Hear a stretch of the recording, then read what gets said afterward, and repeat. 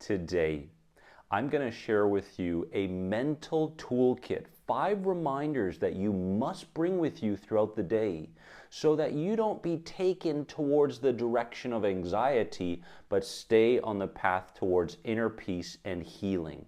Let's dive in. Welcome to my channel and this video, my friends. If you haven't subscribed yet, please subscribe to this channel. And if you want to learn more about any of my anxiety recovery programs, click here at any point in the video. Now, as we go about our days, it's very important that at least in the initial stages of healing, we bring with us a toolkit. Now, I'm not talking about a toolkit in relation to doership, like this happens and you must do this for a certain amount of repetitions. No, not that kind of thing. I'm talking about mental reminders, soft reminders that take you out of catastrophe, take you out of the addiction to suffering, take you out of that place where you're so caught up and frantic in what's wrong or could go wrong, the anxiety, and bring you softly back to your reality. And your reality is nothing short of healing, recovering, coming back to who you truly are, your authentic self, so that you can enjoy your days with a certain degree of ease and inner peace. Now, I've got 5 of these reminders, so I highly recommend that you write them down, and you can use any of these throughout the day to bring you back to a place of rational thinking. Okay, the first reminder is that I want you to take with you compassion towards your symptoms.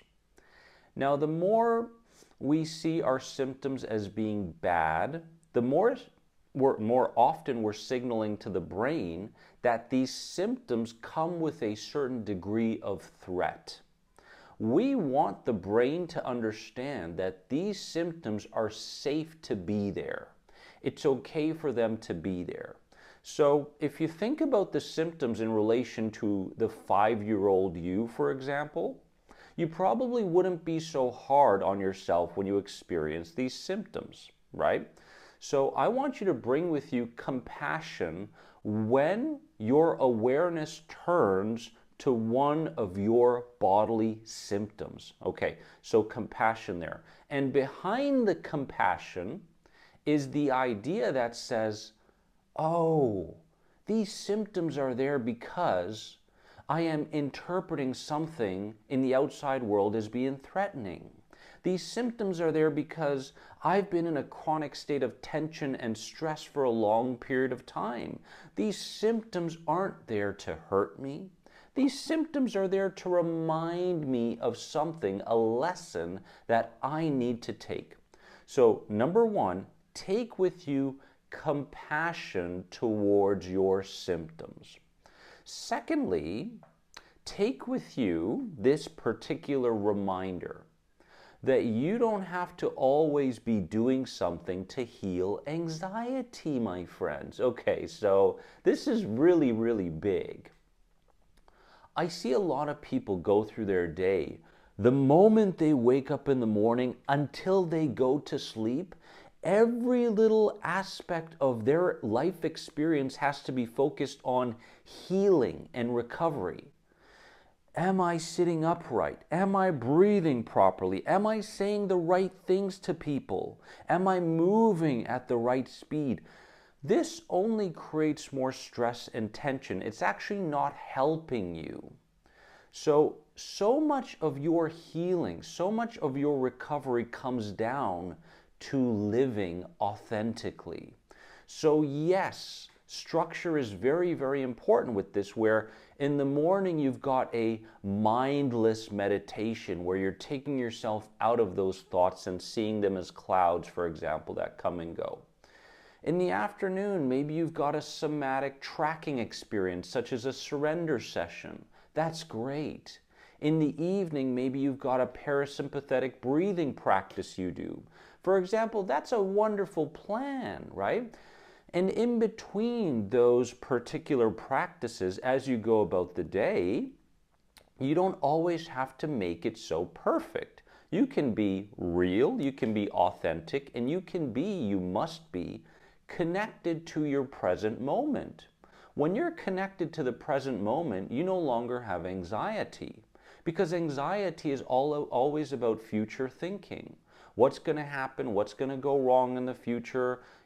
Compared, and also what happened in my past? Oh, I still hold on to this particular emotion connected to my past. How could that person do that? So we're taking ourselves out of present and past and just going about our days in the present. And that can go a long way towards your healing. The third reminder is the word flow. Now, this is in regards to your bodily alarms, right? The alarm starts going off in the body. I'm not talking in relation to a panic attack or an anxiety attack. I'm talking about when the dizziness gets worse. I'm talking about when the head heaviness is there. I'm talking about when the vibrations are happening in your body. These are all related to the bodily alarms that we experience, right, with anxiety. So when you bring the word flow with you, then you no longer have to be so entangled in the web of bodily alarms, right? Bodily alarms come with a lot of thinking, come with a lot of reacting. What do I do for this? I must have done something wrong. What can I take? What technique do I use to make this go away? Yada, yada, yada. You don't want to be in that space. Remember, we're trying to send safety signals through the brain, okay, into the body that says, my particular experience right now is safe to go through. There's no particular threat now, in the past, or in the future. And the word flow, as you flow with these bodily alarms, will help you tremendously to pull your attention away from catastrophe, pull your attention away from tension and more stress in your stress bucket, and putting your focus back on what's going on in this beautiful life experience around you. Fourth reminder within your mental toolkit is the awareness, but not franticness, around your thoughts, right? So these thoughts perpetuate a lot of bodily alarms, and around we go. There's a thought, and then there's the preparation for a potential threat that the body starts to configure itself around. So thought, body, round and round we go throughout the day. But if there is awareness around these things, right, your thoughts, and not franticness, then you're no longer going to be so emotionally invested in any particular thought. When you're no longer emotionally invested in something, it starts to go away. Okay? This is important.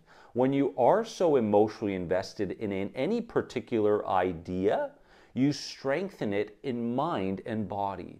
So a lot of people think to themselves, why do I have so many intrusive ideas like this? Why do I have so many repetitive ideas and thoughts around anxiety, fear, anger, moodiness, these sorts of things? Well, it's because you've given so much emotion, investment into these ideas in the past.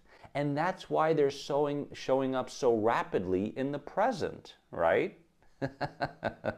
Right? So we can look at this and go, oh my goodness, this is no random act by the mind, right? I have been so invested in these ideas that I've given them so much priority. And here they are now rapidly taking over my particular present experience. So you can bring awareness to these ideas. You can bring awareness to these thoughts, and you don't have to bring franticness to them, right? So I can watch them come and go. I don't have to be emotionally invested in them. Mindless meditation is very, very powerful. I've got a few videos on that on this channel, right? But it's all about seeing the thought for what it is, noise. The thought is nothing more than noise trying to pull you back into a state of anxiety and fear because it's been such a familiar place for you to live for so many years. That's it, my friends. It's all about habits and patterns. So bring awareness to these thoughts. Don't bring franticness to these thoughts. Now, the fifth tool in your mental toolkit is the mindset of cooperation, not competition towards thoughts, feelings, and symptoms. I'm here to cooperate with you, whether you get worse or stay at a baseline level throughout the day. I'm here to cooperate with you. I'm not here to compete with you. I'm not trying to take you away. I'm not trying to make you go away. I'm here to cooperate with you. And underlying this, right, is the inner child's core beliefs about life. And when you bring a specific mindset of cooperation, now you're going, I appreciate you, I acknowledge your message, and now I'm ready to work with you. This is the foundation of your healing. Okay, this approach, this mindset of cooperation with the thoughts, the feelings, and the symptoms is really the foundation of everything that comes after it.